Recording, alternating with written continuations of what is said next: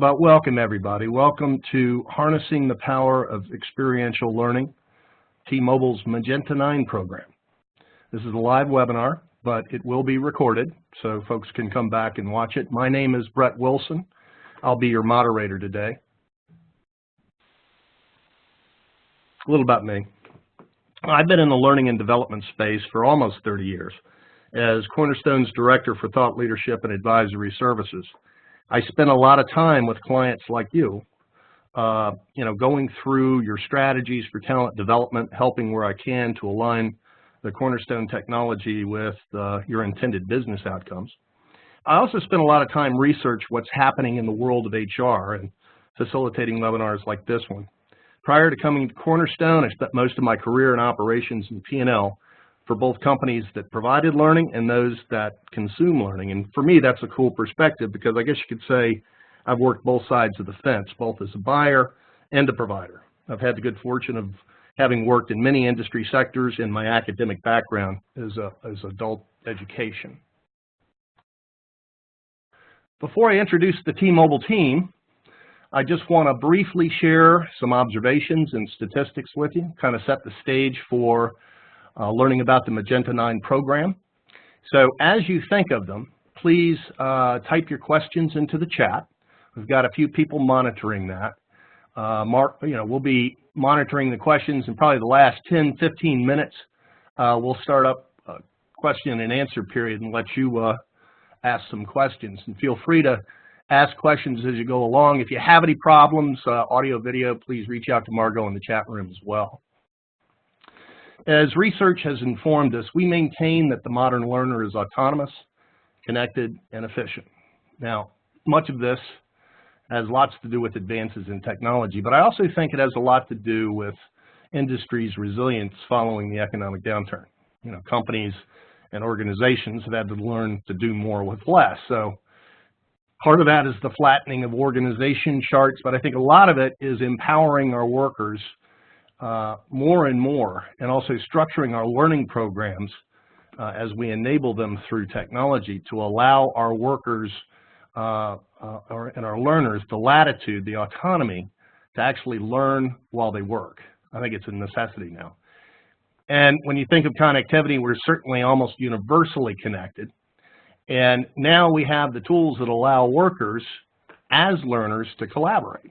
And this really gets to the heart of what we're talking about today, to get real work done and at the same time learn.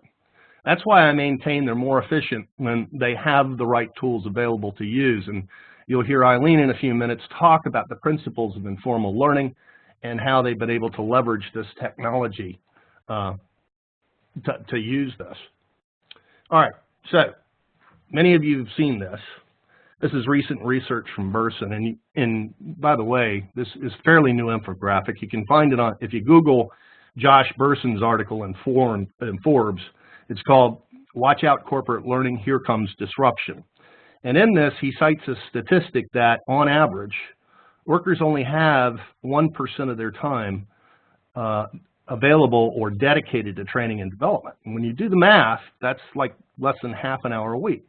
But we also see the phenomenon of learning in the flow of work. Burson speaks to this.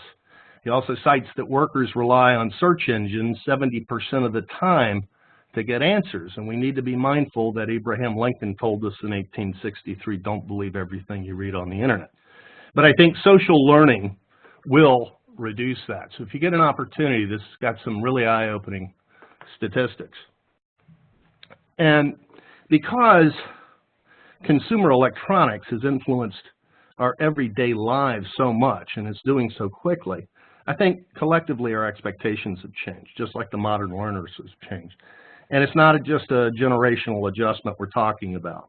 I'm 57 years old. I've really come to enjoy the fact that I can come home and watch Netflix when I want, watch what I want. But up till now, corporate learning has been nowhere close as cool as that.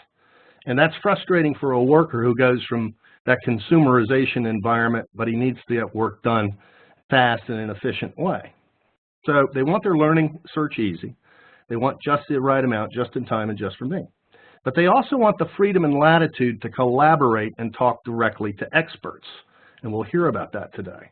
And they also want credit for e-learning or classroom training, but what about that 90% of learning that's called informal learning? They want to get credit for that as well. And as this data from Degree tells us, workers spend 5 times more time learning on their own, and they'd even be more energized if they knew they could get professional credit for taking it. Which brings us to this exciting presentation by the folks at T-Mobile, whom I'll introduce momentarily. Just as you read in the abstract, what happens when T-Mobile, the wireless rebel, decides to shake up the leadership development space? The answer is Magenta9, T-Mobile's newest top talent leadership development program. It goes beyond the traditional one-size-fits-all approach. It creates highly customized learning experience using Cornerstone's Connect. These folks from T-Mobile, they presented this at Convergence this year, and everybody was excited about it. So let's meet them. First, I want to introduce Eileen Riccio. She's a senior instructional designer for talent programs at T-Mobile. She enjoys breaking the way people think about learning and development. Her favorite question to ask is, why not? Eileen holds a master's in education and curriculum and instruction from Seattle University. Her passion for the design, development, and implementation of innovative curriculum and ability to adapt to various content types has led her to develop innovative training programs for varied industries like healthcare, science, technology, travel, and now the wireless industry. Thanks for being here, Eileen.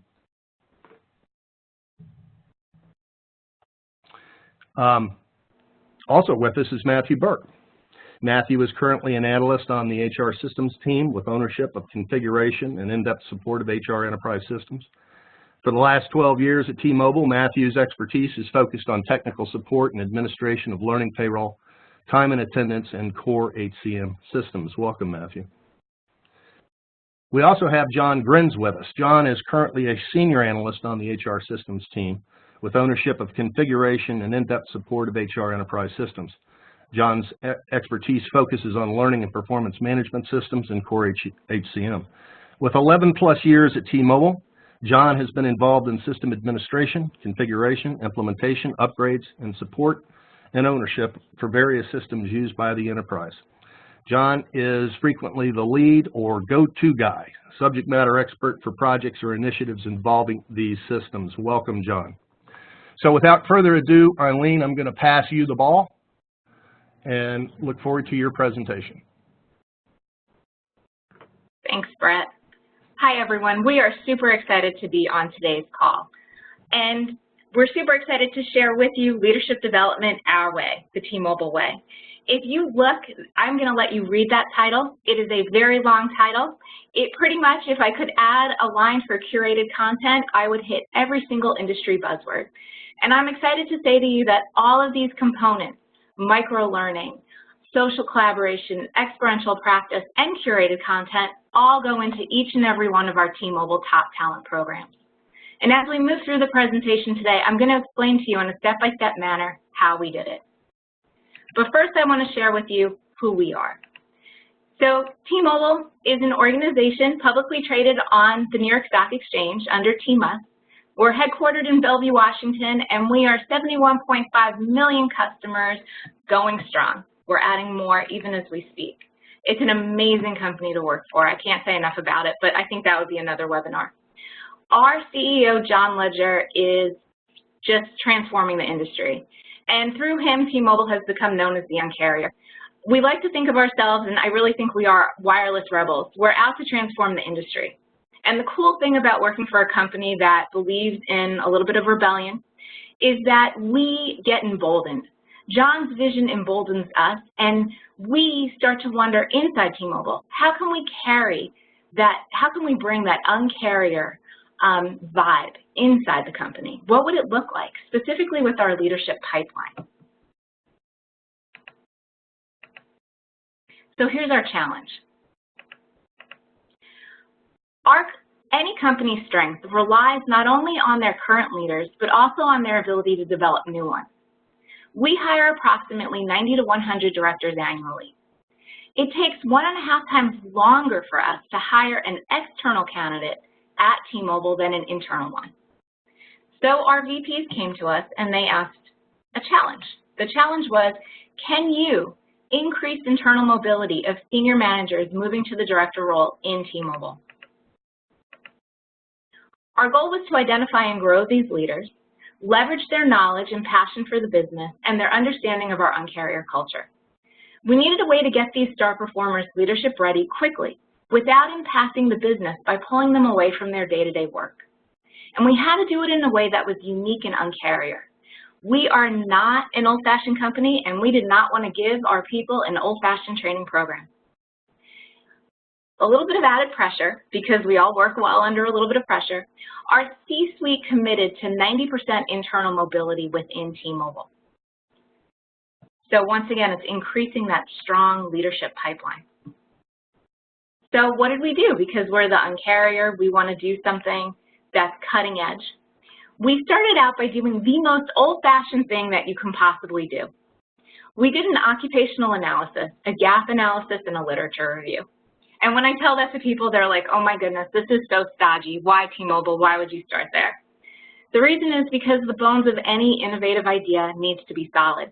We need to know what the best practices are out there. We need to know the best practices that we're doing inside our company.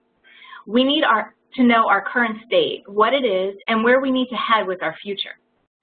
So we did occupational gap lit review, and we identified 9 areas that we knew would help our future leaders strategically align with the company's future goals. Each of these 9 areas became a learning path. Since we live and breathe Magenta at T-Mobile, we combined the 9 paths with our Magenta brand, and the name of our program, Magenta9 Was Born. Now, as you know, there is a lot that goes into creating a program besides a name. So far, I'm giving you the background as to why was the program created, why did they need it, but what could it look like? And so we had an idea, and the idea began to take shape, and the idea started to look like this: a New York City subway. Background on me really quick: I was born and raised in New York City, and I took the subway all the time. And so when we were starting to think about what could Magenta9 look like, we relied heavily on a New York City subway map. If you've ever taken a subway or viewed the map, you know that you can take the local or the express to get to your destination. In many cases, there's more than one line that will get you where you want to go. This inspired us. All trains have a start point and a stop point, as well as certain hubs along the way. For the purpose of our curriculum, the starting point, where you would get on the train in the beginning, it was a 360 light. We wanted our participants to get a well-rounded perspective of who they were and where they were in the skills that they needed and the behaviors that they needed to move on to the director role. Then we wanted these paths, or subway lines, if you will, we wanted to give our participants a choice of the content that they were going to take. So if you wanted to take the A line or the B line first, depending on what your 360 said, you could choose that path first. We weren't going to stop you. What we were going to make sure to do was to make sure that there were hubs or checkpoints in each subway line so that we could check in with your learning. We can make sure that you are having discussions with sponsors, higher ups in your organization, and your cohort. And we call this cohort pathmaking. Every path or subway line ends with a culminating activity where you could show the business what you know. And so we made sure that our culminating activity, or flaunt it as we called it, were activities that our participants could actually level up and show their bosses and their bosses' bosses what they could do. We gave them that opportunity to network.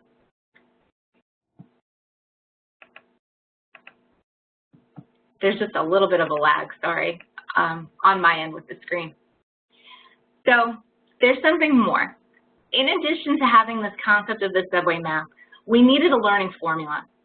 And we needed a learning formula that was based on the most current research. What we came up with, microlearning plus social learning times the 70-20-10 model equals Magenta9. The term microlearning is popular these days. This is a buzzword, and all it means is breaking learning down into bite-sized chunks.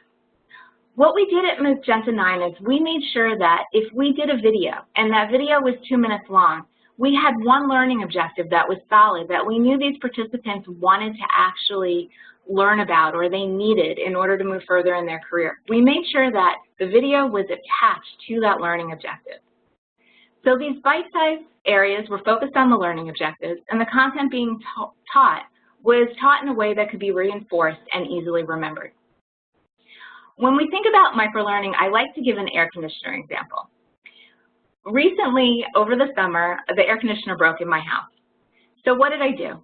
I went onto YouTube and I figured out, oh, okay, in order to fix the air conditioner, all I need is a $20 part, and there's a YouTube video to show me how to do it. So I watched the video, bought the part, installed it, and my air conditioner was working. You've got a closed loop in your learning, and that's essentially, YouTube is what microlearning is at its most basic form.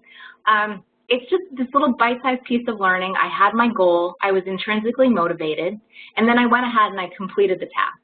And I practiced along the way. We took this idea and we incorporated it into Magenta9. Microlearning can be done in a variety of formats. You've got video, you've got short, very, very short e-learning. Somebody asked me about that later. Our e-learning is not longer than 10 minutes. We are not die by 45-minute e-learning modules. It's just not engaging for the learner. We use podcasts, we use interactive PDFs, and we use curated content like TED Talks. We focused heavily on the video format, and that's another question for later on. Ask me about the different types of videos that we use and how we incorporated them. The other piece was social learning. Today's learners, millennials and Generation Z, or iGen, as they're now being referred to, they're constantly connected. We wanted to offer our participants the ability to instantly connect with their cohort, give and receive feedback, and regardless of your location in the country, feel connected with your peers. And in fact, we wanted to take it a step further. We're really big on cross-functional communication. We want all of our business lines to be able to work and function together. We want sales to understand what customer care is doing. We want customer care to understand what engineering is doing. And that ability makes us a cohesive unit when we're solving a customer's problem. And it also goes back to that internal mobility. If you understand what care is doing, if you understand what sales is doing, if you know what engineers is doing, your ability to move across and up in our company increases. Our other component, the thing that we multiplied microlearning and social learning by, was the 70-20-10 learning model. 70-20-10 came originally from the Center for Creative Leadership. And what it says is that 70% of your learning has to occur on the job. It does occur on the job. 20% of your learning happens naturally with your peers. You go and you ask them a question. 10% of your learning occurs in formal classroom training. So it's targeted, it needs to be there, but that's not where everyone has a tendency to learn the most of their information. We used this idea when we created the program, and we structured it further. We call it a Microtwist. So if you go back to those 9 learning areas, each one became a path. The path was 4 weeks long, and we created it using this twist. So first, if you look at the little graphic that you've got before you, you see that there's information in the blue. I've got my mouse circling around it. How we structured these paths is we first said, okay, we're going to convey information using microlearning, and we're going to do it in no more than 2 to 3 minute chunks, and we're going to make sure that it's attached to an objective. So you're going to watch a video, you're going to read an article, you're going to look at you're going to listen to a podcast. Then what we want you to do is we want you to try it.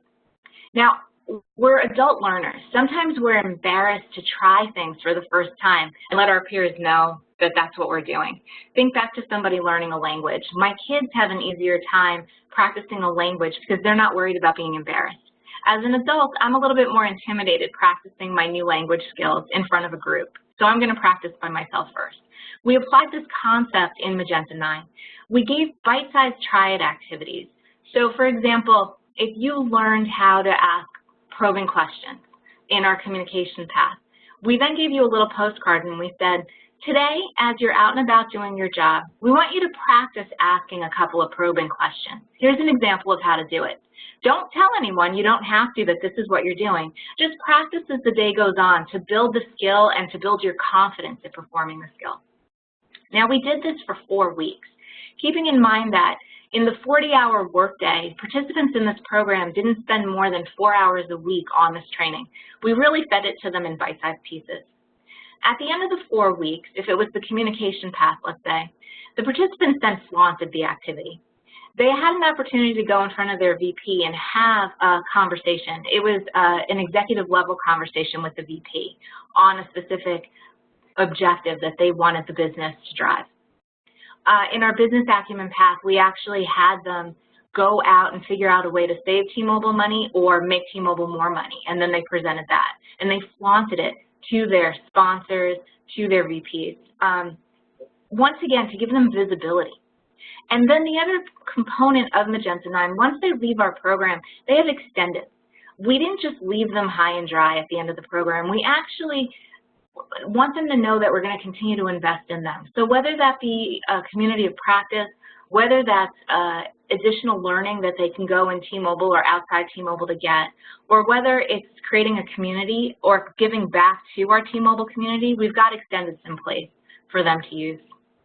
Now, if you look at the little ticket graphic over here, the Microtwist to our program, the thing that makes us so different, is that we discovered that we needed to structure our paths in a way that made the learning relevant, and it needed to be visible to the higher-ups that are in charge.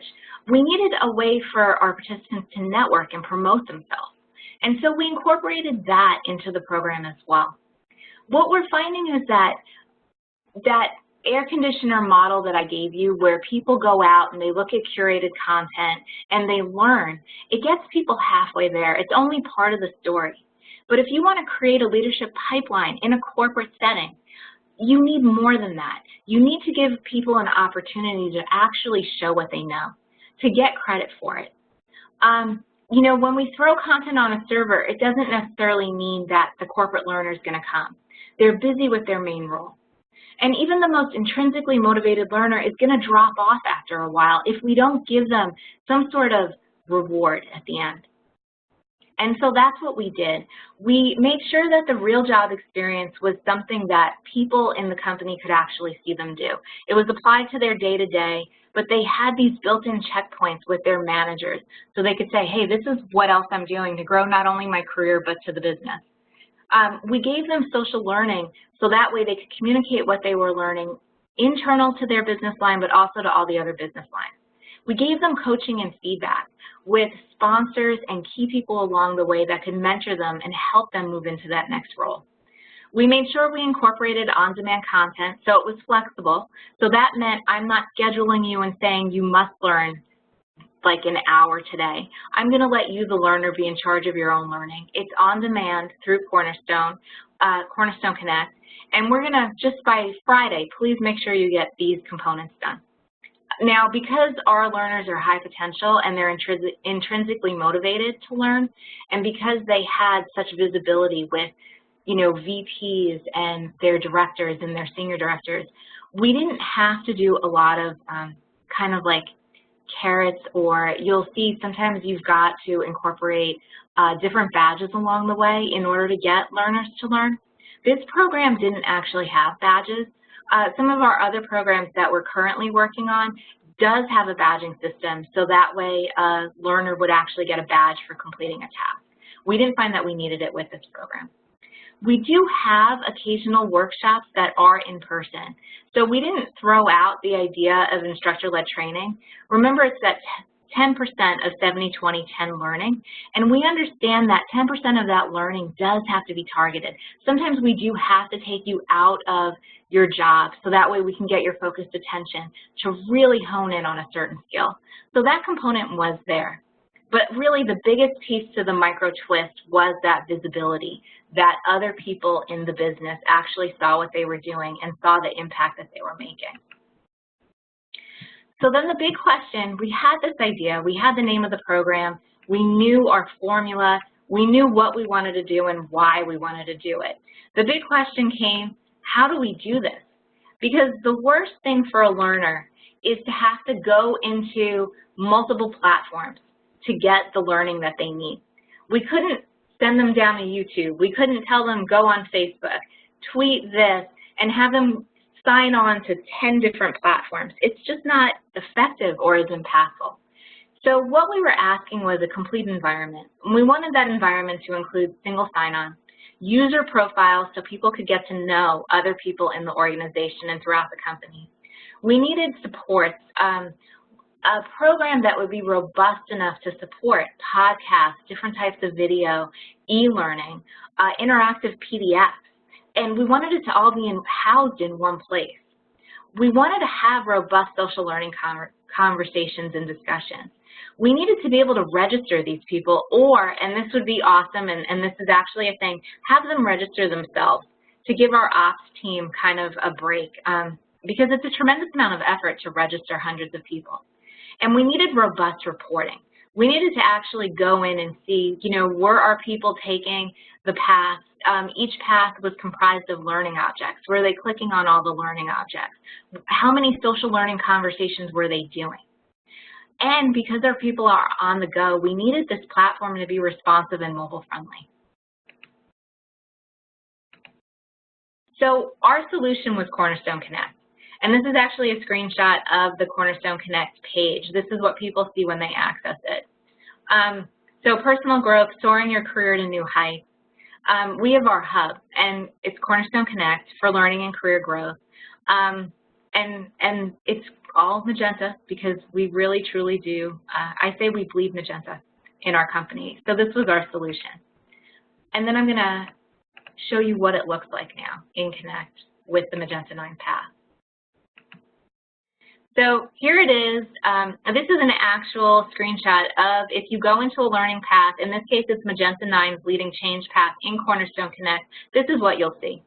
You'll see a leadership lesson that you can click on from one of our leaders. You've got TED Talks that are related to the conversation that we're having about how to lead change. You do have a WBT here. It's a short one. Examples of real-life scenarios. You've got, here's our learner profile, welcoming you to Magenta9. Our motto for Magenta9 is start here, go anywhere. We're just the beginning of your learning journey. And we will give you the skills and the opportunities to take it in any direction you need to take it.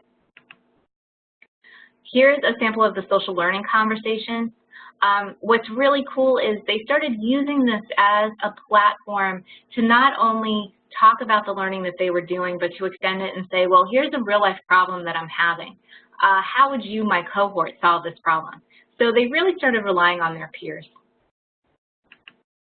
This is an example of a postcard.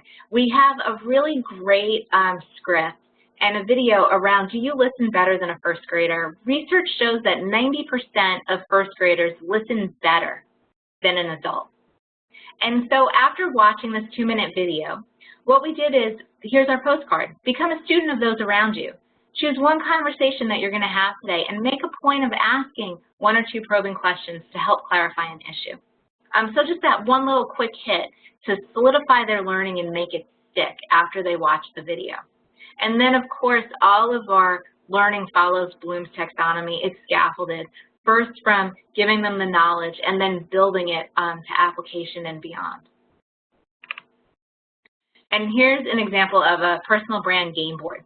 Another way that we would have them interact, both online and with different tools. This is our Magenta9. These are our participant guides. And these are not your boring everyday participant guides. To me, nothing kills learning more than a 60-page participant guide that you have to fill in. By the time you're done, you leave it, it's in a drawer someplace, and you never ever go back to it. These Magenta9 magazines, we don't even call them participant guides, they're magazines. Each path, we published a magazine that went with the path. So you're seeing our Business Acumen Path magazine and our Leadership Path magazine. And what happens is we made these magazines cool. We highlighted the super interesting facts and the things along the way that they needed to remember. We incorporated them into our capstone path. They printed out the magazines. They were also interactive PDFs, so they could type in them and save their answers on their desktop or on their iPad. People loved them so much they printed them out. And we referred back to them in capstone. So we had this amazing capstone event where we actually went back to their learning, and we gave them an opportunity 4 weeks to reflect on the skills that they had acquired, how their behaviors were starting to change, the impact that they had for the business. We gave them the ability to do mock interviews and speak with other people in the business to present what they know. So that was really exciting. And what did they think? What did they think? They loved it. The structure, these are comments that people had. They loved the structure of the path. They loved how the categories aligned. They loved being in the tool. They loved that it was interactive. They loved the social learning conversation. I don't know if I included, so 25% of the participants have already been promoted to director. The program just finished its first capstone. We have an 80% completion rate on all paths, actually a little bit over an 80% completion rate. And per path, we have over 180 social learning conversations, people talking back and forth. So those are just some of the statistics coming in. They're getting better and better as we tweak each day. As you all know, we rolled this out, and we rolled it out very iterative. We did a pilot up and running within 3 weeks, just to see, like, hey, is there a taste for this? And then we kind of, after the pilot, we very much iterated on our design. We would put something up, get instantaneous feedback, change it. So we very much are into that whole version 1, version 2. And we won. Magenta9 actually has won several awards. We just found out that we won the gold from Brandon Hall for best use of blended learning. We won bronze for best unique or innovative leadership development program. And also with HR.com, we won, we were in the top 10 for their lead programs under social learning and knowledge sharing. So we won that as well. And I believe I gave enough time for questions. I don't want to be the one doing all the talking. If you have questions for us about how does this work on the back end, or more specifically, how did we create these paths? Before I give it to Brett, I'm just going to say the paths were 4 weeks. They were very structured in Cornerstone. We broke them out by week 1, day 1, 2, 3, 4, 5, week 2. They could take them in any order, but we did, for those learners that wanted a little bit more structure, we gave them that. For those learners that didn't want as much structure, they had the ability to take all their learning in one day if they wanted to. So I'm going to end there. Thank you all for your time, and Brett, I will hand you the ball right now. Well, I got to tell you, that's something. I've seen this now twice, and it is very amazing what you guys have been able to do with the platform. And we've got some questions rolling in, so the 3 of you get ready to answer because they're coming in in some haste, plus I have several. First question, did you create the postcard in the Kinect community, or did you use an external tool to do that? So everything is in Cornerstone and Cornerstone Connect. We created the postcards. We're very familiar with the Adobe suite, so Illustrator, Photoshop, InDesign. Everything was created in those tools, but then everything's uploaded into Kinect. They only go to Cornerstone Connect for all of their learning. Very cool. Next question for you. Do the participants have access to Kinect after they completed Magenta9? Was this the first program you used Kinect for? So this was the first program we used Kinect for. They do have access to the content. We're giving them, I don't know if it's a year or more that they're going to still have access to the actual paths that they went through. We are also making them our best advocates and teachers on the ground. We're asking them back to, lead cohorts, new cohorts.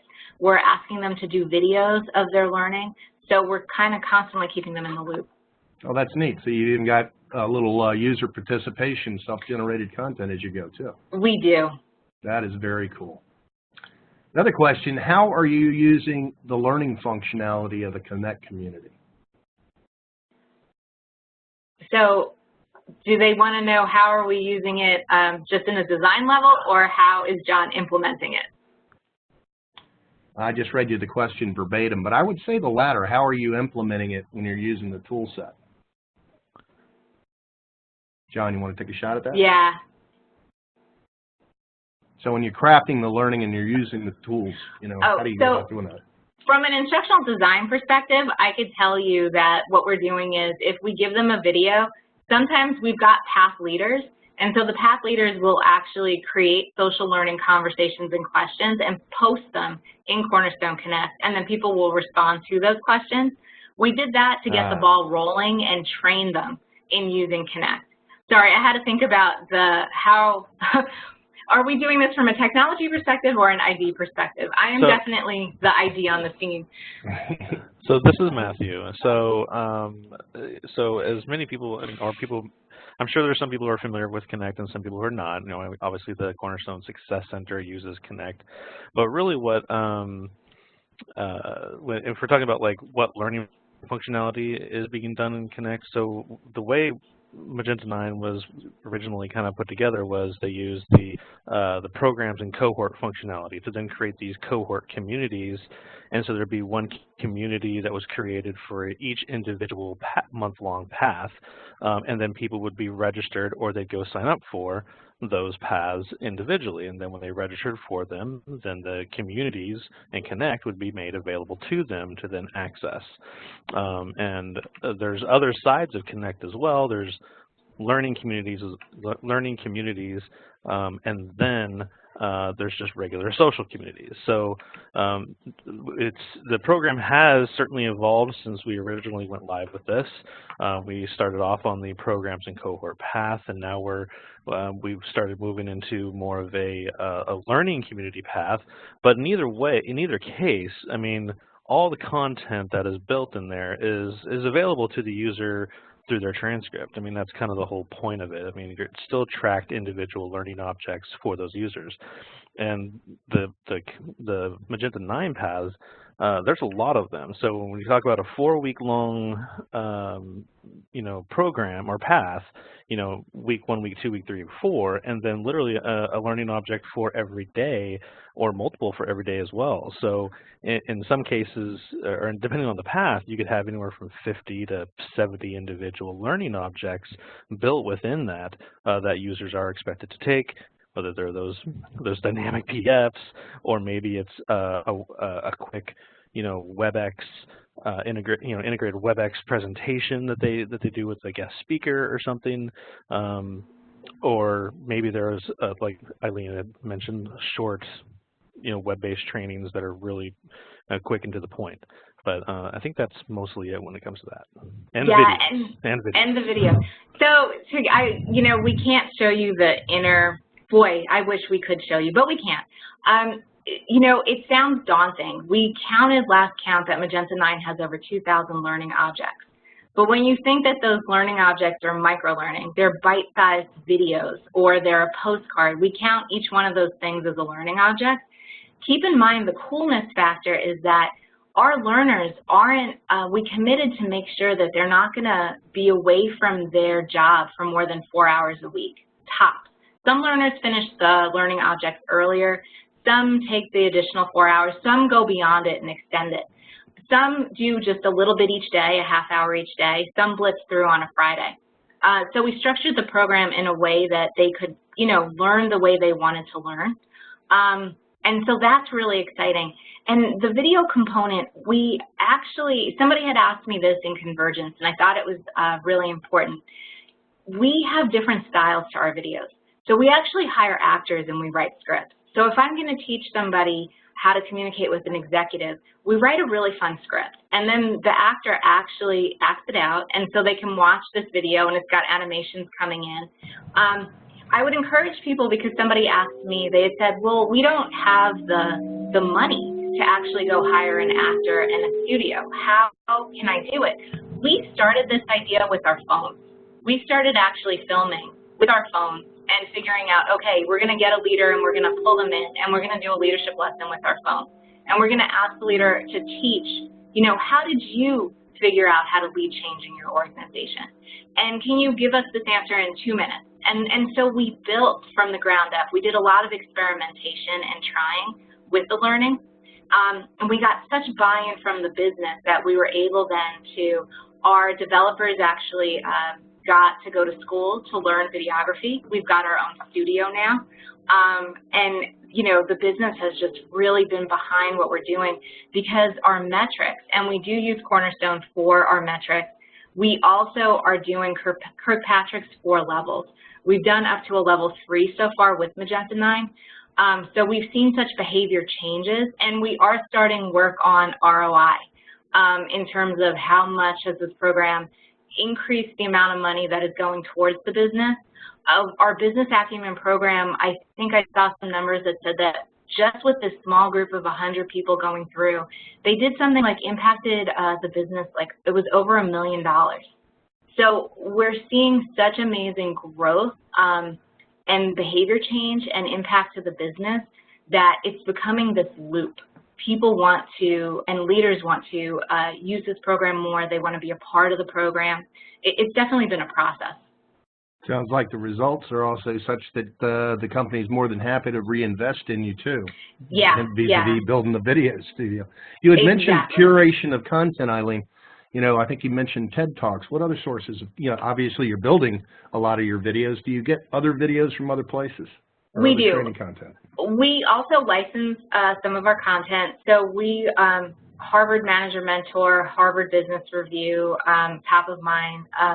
You know, if there's anything in Coursera, the key that I'm learning that I think as an instructional designer is really important to understand is you have to start with your objectives.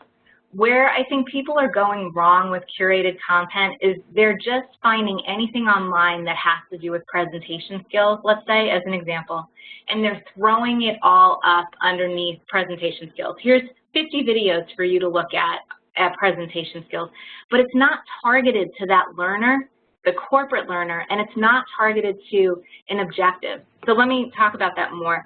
Presentation skills looks different if you're an executive, if you're an individual contributor, if you're a manager, or if you're a senior manager. What you have to be able to do with your curated content is you have to say, who is my learner? What do they need at this level? What is the objective that I'm trying to go for this learner at this level? And then hand-pick your curated content to make sure that it fits with that objective. And it's got to be a loop. You've got to loop back and then measure it and say, okay, I picked this video. I had them try this specific skill. Did it work? And so there's a tremendous use of evaluation and metrics on our end to make sure that our learning is targeted. Which leads to a common question. By the way, your presentation's drawn a lot of questions. It's great.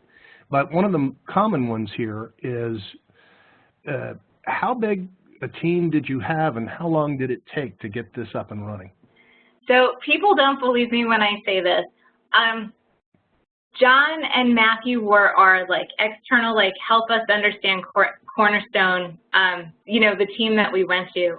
Minus these 2 guys, and only 2 of them, and they know so much about Cornerstone and Cornerstone Connect. Our team on this project originally was me and 3 other developers.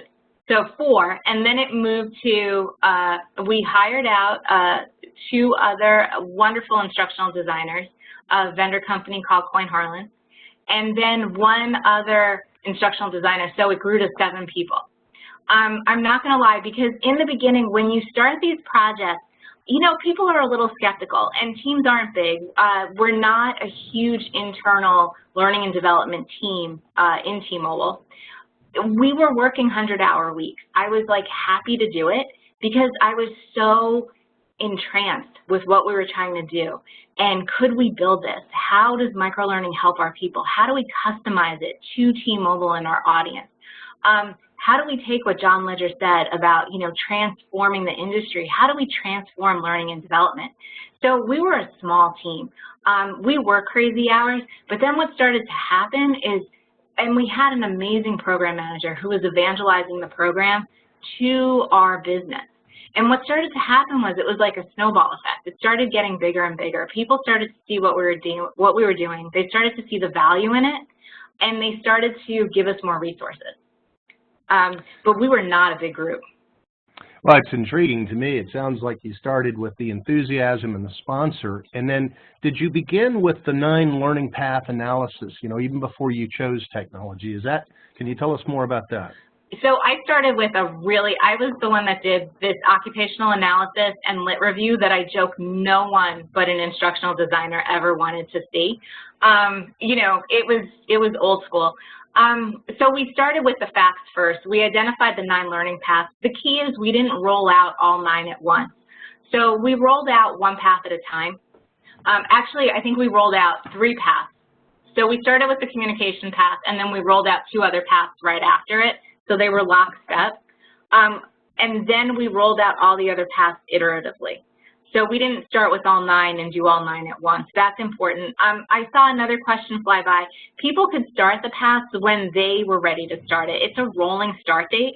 So, you know, we identified a cohort on their 360 Lite. Let's say it was 30 people said that they needed communication skills first, based on their 360. We created a cohort for them and said, hey, you can start with this path first, but other people needed influence and negotiation first, so they started there. And we do have rolling start dates. I'm kind of reading through the chat questions as you are. You know, one of my questions is, when you were talking about probing questions, were those videos? Did you use video format for that? Okay. We rely heavily on video format. We've got 3 different types of videos, sometimes 4, that we use depending on the content. I always say content drives everything. Before anyone puts pen to paper, you know, what's the content? What's the measurable skill that you're trying to get the person to move the needle on? We've got our scripts that we write where we've got the actors that are actually teaching a bite-sized snippet of content. I love the one about do you listen better than a first grader? 2 minutes on how to improve your listening skills with some interesting facts to kind of grab their attention. We've got our leadership lessons. They love them because it's a T-Mobile leader talking about, you know, a time when they weren't a great listener and what they learned and how they were able to change and grow in their role. We rely a lot on these leadership lessons. Then we actually have hand-drawn animation videos. If you've got like a gnarly concept, we found that hand-drawn animation, you know, the viewer is more engaged, and so they'll watch that hand drawing, and you can teach a more technical skill. So those are just some of the videos that we use. But content drives which one, and content also drives whether or not it's a podcast or an interactive PDF. You really have to think about what will help the learner get them, you know, how can we help the learner get where they need to go? Got a question around communications and marketing, but it sounds to me, it's really to me 2 questions. The first being, as you were rolling this out, can you tell us how did you work with your marketing department, or how did you introduce change? Was there a specific path to rolling this out so you'd get adoption? Yes. So we have, how our team works internally, we have an amazing program manager, Vicki Himmelberger, and this was her baby. It's her program, and she's the program manager in charge of it, and she would actually go out to the business and evangelize the program. Our marketing is internal because this is an internal program. So we've got, we had graphic designers help us with the look and feel of the program. And it was really like all Vicki, like we were super excited about what we were building, and she went out to the business and said, hey, you have to take a look at this. And really was an advocate for us and the program. That's great. I'm looking for this one question and that was asking, what did you build your participant guides in? What tool? InDesign. Okay. There was another really good one here. You said that you're moving from cohorts method to learning communities. Can you give us more information as to why? So we're actually, so the cohort is still, Magenta9 is still being taught in a cohort model, but when they graduate from the program, we want them to kind of have a learning community, some place that they can go to continue their learning. So we're actually doing both. They can, oh, go on, sorry. No, I was just gonna jump in. I think I kind of answered. There's a couple of questions about that in the Q&A here. So And if they're trying to get technical about things, when it comes to, I mean, everybody knows there's 3 different sides to Connect. You have the cohort communities, you have learning communities, and then you have the social communities. You know, again, I think they went from, initially we went from the cohort communities, you know, back before this year, and I think one of the first releases this year, there were some issues where we couldn't make edits to communities or to cohorts after people had already been added to them. And those of you who are, you know, have Connect now and use that functionality are probably familiar with it. And so it was a lot of it was, you know, working to try and see if there were ways to get around some of that. We did have some workarounds, like, you know, we made the cohort communities, the start date and end dates, we stretched those out so people could get into the communities for a longer period of time than what the actual time frame of. So like Eileen was talking about, you know, it's only like for like 4 weeks for that month. But if you only have it set for that time frame, well, then people can't get into the community until that start date, and then they can't get into it after the end date. So we expanded those dates. And initially we couldn't because Cornerstone didn't allow that. But Cornerstone took a lot of the feedback that people were giving and through one of the more recent updates, you know, made it so that we could make some of those edits and everything. But then there were some other things too. We wanted to really kind of get some really strong reporting, and we had already had a lot of really good reporting built using curriculums, and Cornerstone does a lot with being able to really build out curriculum reporting. And so it also started gradually moving to, rather than having like individual month-long, you know, Connect communities, it was like, oh, let's have, you know, the main communities, and then we'll have everybody take all these through their curriculums rather than through the individual cohorts. And then when we were able to leverage even more of that. So it's like an ever-evolving sort of thing. Who knows where we'll go next, you know, but as the programs becomes more popular and is certainly getting larger and more people are taking advantage of it, I think we're going to continue looking at what are the better ways to really kind of keep leveraging Connect and some of the other functionality that Cornerstone continues to release. So, you know, one of the questions I was going to ask is how do you recruit coaches? But it sounds like the program's so popular. Can we assume that that's not a problem? And for those getting started, how do you get, you know, things like subject matter experts in the communities and coaches? Do you just give them a call or they come to you? What's your advice to those folks kind of starting up a program when you get to that coaching part? Believe it or not, in the beginning it was giving people a call. It really was, and explaining to the business what we were doing. What we did was we asked people to be path leaders. So each path had an expert, and it wasn't necessarily a trainer. It could be an employee success partner, somebody in the business that was willing to actually guide that cohort through, that had some expertise in that area. And we did write facilitator guides for them because we wanted to make sure that anyone that was a path leader was giving the same information and had the same information and access to it. And we trained them in Cornerstone Connect how to do the social learning conversations. So there was a lot of training and educating going on our end. And they really responded. Each participant, because this is a high potential program, it's a top talent program, each participant has a sponsor, and we communicated with their sponsor. We also sent out a one-pager to their managers and their sponsor for each path, letting them know what they would be learning. To answer a couple of questions at the chat at the same time, we really use, like I said, Kirkpatrick's level 1, 2, and 3, and we're starting a level 4 assessment of this program. So it's very robust metrics behind the program. Because these are high potential candidates, we were definitely looking at promotion rate. We were also looking at, in terms of if they do a postcard, is it the honor system? For this particular group, like if you click on the postcard in Connect, it marks it as complete. We knew that they were doing it because you're talking about senior managers that have been identified as someone that's going to be a director. They are intrinsically motivated to click on these learning things and go above and beyond in their learning. So the question there is a larger one. You've got to look at your learning pool. If it's an individual contributor, you might need to do more badging and encouraging them to click on things. It sort of depends on the visibility that they have in their learning to the business. These people were highly visible to the business, and so they were really internally motivated to go through all of the steps in their learning. Really quick, videos were super, super popular with people. Any type of video, keep it short. Videos that are under, the longest video we did, and I was grousing the whole time, was 5 minutes. You've got to keep your videos to 2 to 3 minutes.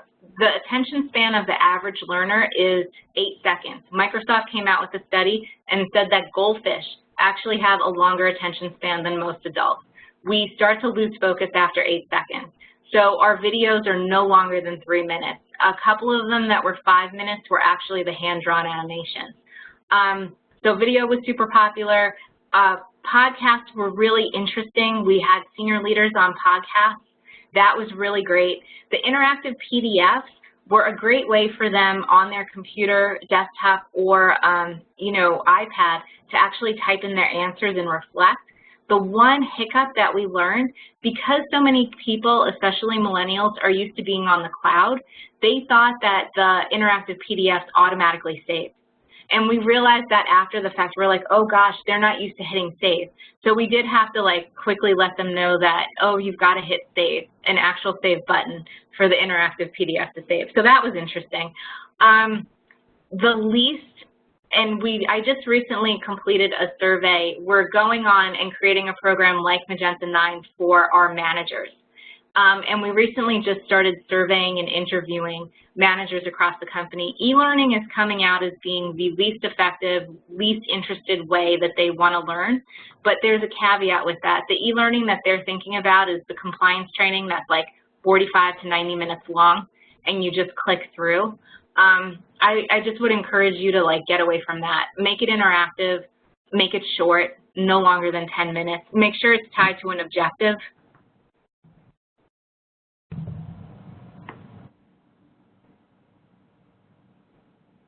Any other tips or tricks? Those are the big ones rushing off the top of my head. I love this topic. This was such a great program, and what a great opportunity. Well, we're running up toward the top, but I do want to ask you, and you've got all Cornerstone customers on. I'm sure very curious as to how successful this is. Has it gone beyond Magenta9? Will it go to other parts of the business based on the success this has experienced?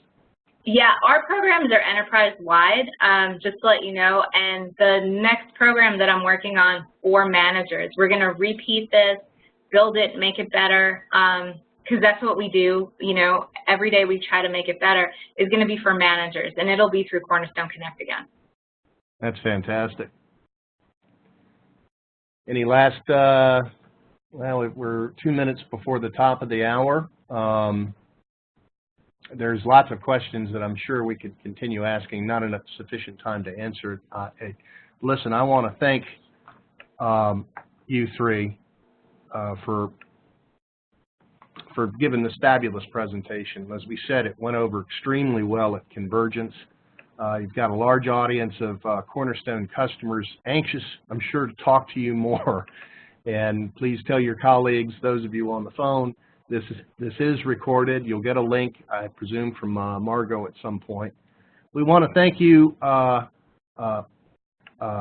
good folks from T-Mobile, for making this great presentation. We want to thank all of you for attending the webinar today. Thank you very much, and good day.